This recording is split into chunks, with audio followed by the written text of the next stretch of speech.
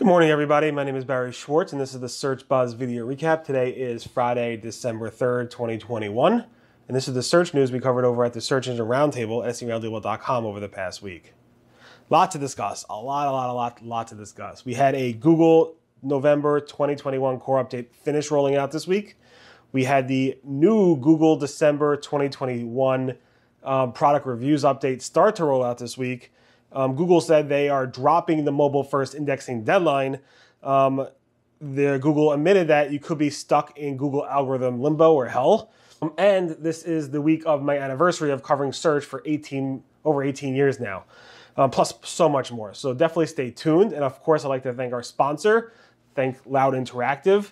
Loud Interactive is a Chicago-based SEO firm led by Brett D. Payne. So thank you, Brett, for sponsoring. Deeply appreciate it. Check them out if you need any help with your algorithm changes or whatever. They're pretty good at it.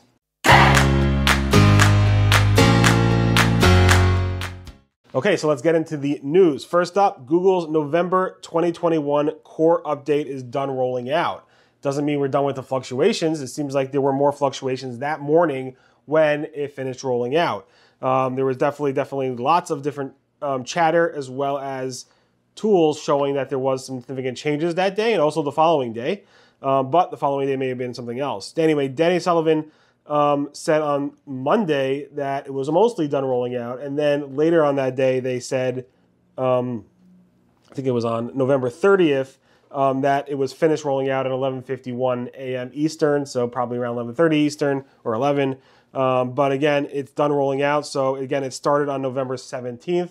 It took about 13 days, almost 2 weeks to fully roll out, and it is done rolling out. So hopefully you guys did and fared well with that update.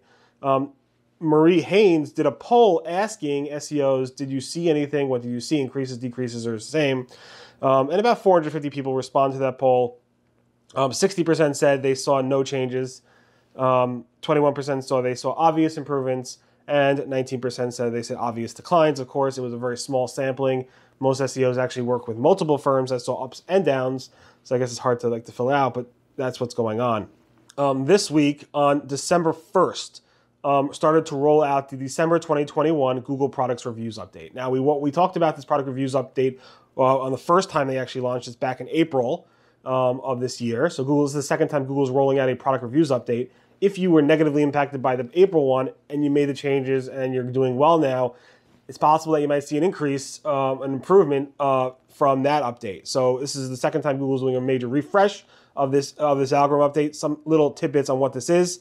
Again, it's named the Google December 21 Product Reviews Update. It launched on December 1st at around 12:30 p.m. Eastern.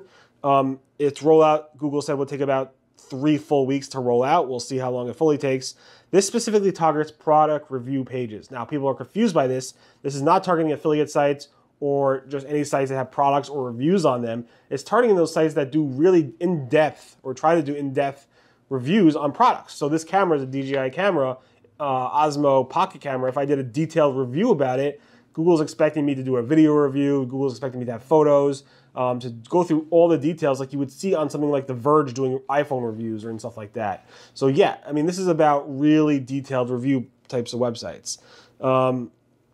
It's not a core update. People always confuse this with a core update. It's only specifically right now English language content. It hasn't rolled out to non-English content. It does impact Discover, Google Discover, just keep that in mind. And there may be refreshes going forward. Google added 2 new best practices. So Google came out with advice about what happens if you are hit by this.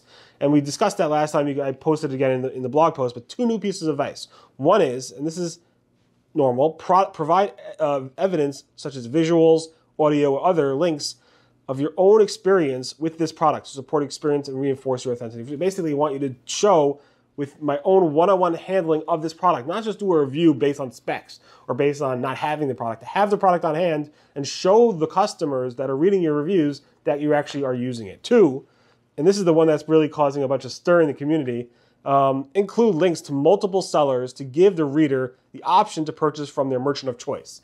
Now they're saying it's more trustworthy for a product review site not to have a one-on-one direct affiliate relationship with just one merchant, because that makes them feel like, oh, only this merchant is good at selling this type of thing.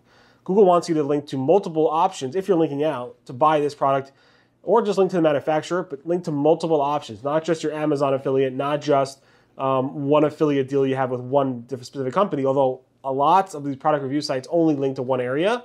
So keep that in mind. But Google's saying we don't trust sites as much if they're only linking to one source to buy it. Now, I've seen many, many sites link to multiple sources, like Amazon, Best Buy, I don't know, B&H or whatever.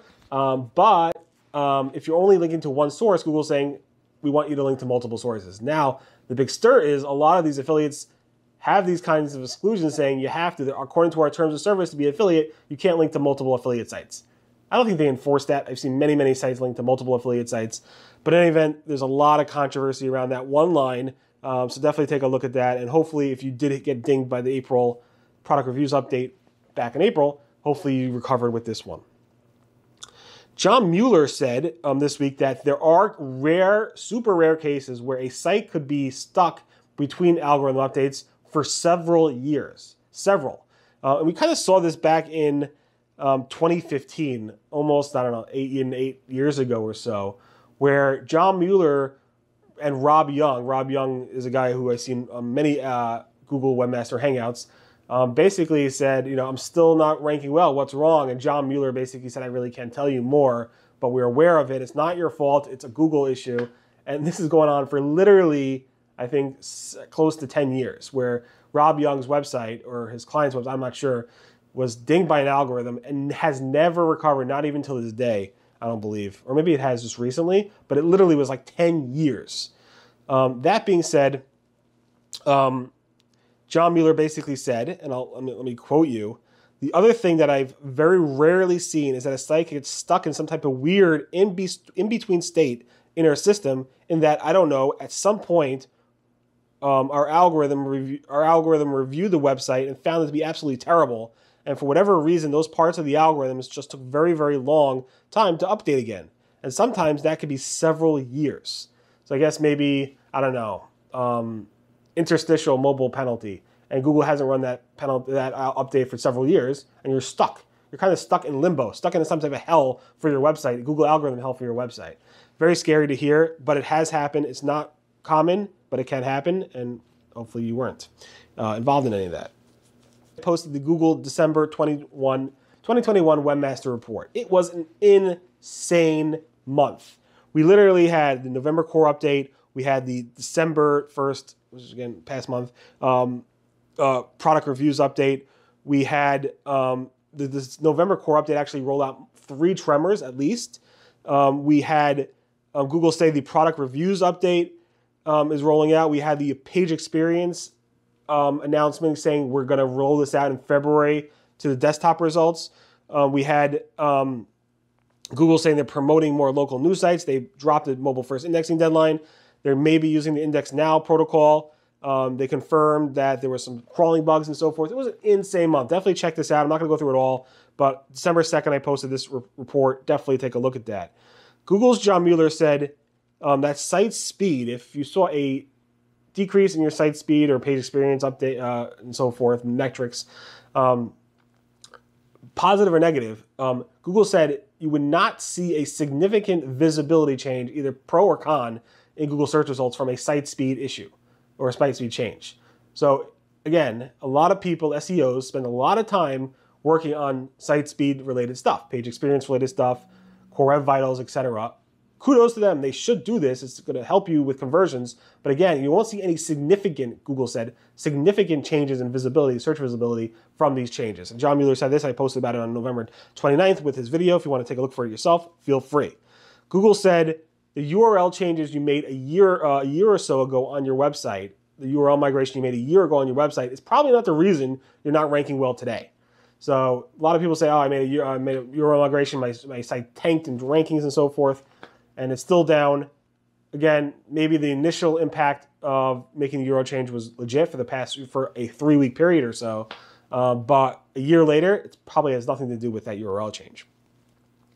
John Mueller said that human-readable lists or sitemaps, human-readable sitemap files that are on the website are not necessary. The Google's Webmaster guidelines say you should provide a human-readable sitemap file, but John Mueller is saying for most sites it's definitely not necessary. Totally agree. Google said, again, they don't index parts of a page separately. So they're not going to index your header, your footer, your body content separately. It's all one web index for that specific page. But there's sometimes where you're embedding third-party content that they will index that separately. So images on a CDN and so forth, they will index that separately because it's a separate URL. Google said it's fine to link to or from news sites. There are news sites in the web all the time, and getting links from those sites or linking out to those sites are fine. The Performance Planner has gained new features, including ineligible campaigns, suggested changes row, and secondary metrics, and as well as ability to filter more on time ranges. So definitely take a look at that. Google has launched a Google Merchant Center competitive visibility report, so you can actually look into how your competitors are doing compared to you, which is pretty cool.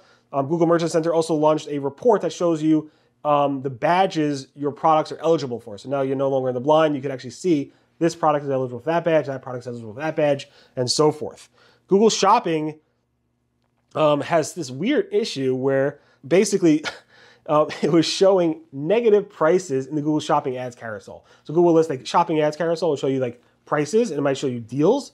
This was Google automatically changed the ads to using their AI or machine learning to say, let's apply these old promo codes to these products. And what happened was they had a product for, let's say, $25, and they had a promo code for, I don't know, they made up a new promo code for $30, and the product was like negative $5, something like that. I don't get it. And supposedly Google made those changes themselves. I haven't seen Google respond to that yet. Looking forward to Google's response on that. Google is rolling out, I believe, these new expandable snippet carousels. We saw them back in August, but this is a screenshot of them. You're probably seeing them now for certain types of queries. Google Search is testing or has launched a localized language carousel. So if you're searching in English while you're sitting in somewhere in India, Google might say, oh, we see you're in India or a specific region in India. Even though you're searching in English, here's a localized version of content that we think matches your English query, but in the language of your region, which is pretty cool. Google has launched ability to search healthcare related features. So if you want to find a healthcare provider and say, does filter those healthcare providers by the insurances that I take, Medicare or Medicaid or private insurance or might be, you can actually now filter those providers by insurance they take, as well as to see what languages the provider speaks. Do they speak Spanish? Do they speak English? Whatever languages they might be. This is only in the US. This means if you are working with healthcare providers, go to the Google Business profile, or formerly Google My Business, and update their information so that you have the insurance information and the languages that they speak. Finally, it's Chanukah this week, and Google has, like I said a week ago, posted their Chanukah decorations if you search for Chanukah, but there's also Easter eggs. If you search for Chanukah, menorah, dreidel, whatever it might be, and you click on the little menorah, the candles, it would actually do this whole animation with cool stuff, which is pretty cool. Lighting, you can actually interactively light the candles, and dreidels fly all over the place. And in the pagination bar, they actually have donuts, which is cute. And finally, this is my 18th year of covering search at the Search Engine Roundtable. December 2nd is the 18th is the anniversary. So I've been covering search for over 18 years now. Amazing community. Thank you so much for everything, for commenting, for watching these videos, subscribing, and of course to our sponsors for supporting everything. Internet Marketing Ninja supporting the website for the past couple of years. Loud Interactive, SEMrush, and Duda for sponsoring the videos, as well as all the other sponsors that have sponsored over the course of the years. And of course to you guys, the readers, the listeners, thank you so much for being a part of the community, for sharing. I love covering what the search community is talking about. And thank you so much for listening. I deeply, deeply, deeply appreciate it. Everyone have a great weekend. I'll see you guys next. Be safe. Be distant, I guess, or whatever they're saying now with the Omicron variant. Hope everybody's safe and healthy. And I'll speak to you guys next week. Everyone, have a great weekend. And of course, thanks to Loud for sponsoring. Deeply appreciate it. Definitely check them out at loud.us and tell them you found them through us. Great weekend. Be safe. Bye-bye.